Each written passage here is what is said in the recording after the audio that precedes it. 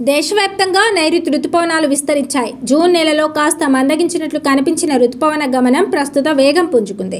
రాబోయే 24 గంటల నుంచి 72 గంటల వ్యవధిలో తెలంగాణతో పాటు దేశంలోని మరో 23 రాష్ట్రాల్లో భారీ నుంచి అతి భారీ వర్షాలు కురిసే అవకాశం ఉందని భారత వాతావరణ శాఖ హెచ్చరించింది. ఈ మేరకు పలు రాష్ట్రాలకు ముందస్తు అలర్టులు జారీ చేసింది.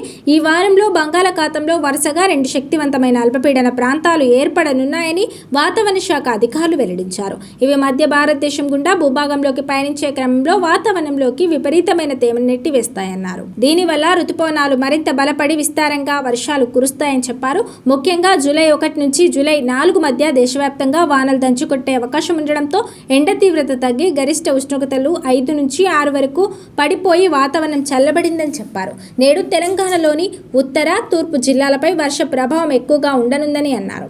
ఆదిలాబాద్, కొమరంభీం, ఆసిఫాబాద్, మంచిర్యాల, నిర్మల్, కరీంనగర్, పెద్దపల్లి, జయశంకర్, భూపాలపల్లి, మహబూబాబాద్, వరంగల్, హన్మకొండ జిల్లాల్లో ఉరుములు మెరుపులతో కూడిన భారీ వర్షాలు కురుస్తాయని వాతావరణ కేంద్రం అంచనా వేసింది. లోతట్టు ప్రాంతాల ప్రజలు అప్రమత్తంగా ఉండాలని అధికారులు సూచించారు. మరోవైపు ముగిసిన జూన్ నెలలో దేశంలో ఆశించిన స్థాయిలో వర్షాలు పడలేదు. తెలంగాణలో జూన్ నెలలో మొత్తంగా 12% లోటు వర్షపాతం నమోదైనట్టు వాతావరణ శాఖ తెలిపింది. రాష్ట్రంలో జూన్లో సాధారణ వర్షపాతం 13.03 సెంటీమీటర్లు కురవాల్సి ఉండగా కేవలం 11.53 సెంటీమీటర్లు మాత్రమే నమోదైంది. రాష్ట్ర వ్యాప్తంగా దాదాపు 16 జిల్లాల్లో 20 నుంచి 59% వరకు లోటు కనిపించింది. అన్నిటికంటే ఎక్కువగా హన్మకొండ జిల్లాలో తీవ్ర వర్షపాత లోటు నమోదైంది. ఈ జిల్లాలో సాధారణ సగటు వర్షపాతం 142.1 మిల్లీమీటర్లు కురవాల్సి ఉండగా కేవలం 40.9% మాత్రమే వర్షపాతం రికార్డైంది. అంటే ఇక్కడ ఏకంగా 71% లోటు వర్షపాతం ఉంది.